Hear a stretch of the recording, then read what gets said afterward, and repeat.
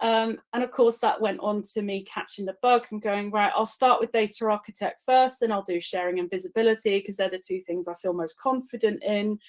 I already had App Builder at the time, and Experience Cloud was optional. So I was like, well, actually, maybe if I do PD1, that'll get me to application architect, and then I'll sit quietly and, you know, we'll just see how that happens.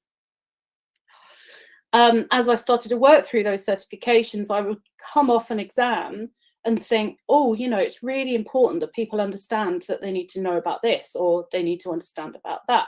And the way that I revise, I went to boarding school, and in boarding school, they taught us that revision was about repeating things over and over again. So I became a master reviser.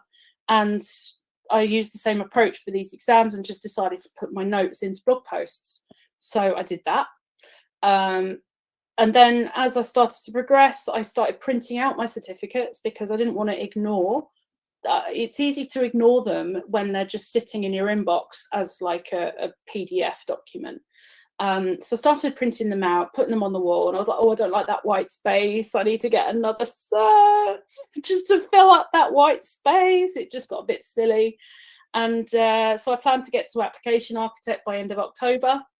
And what actually happened is that at the end of October, I did finish my application architect.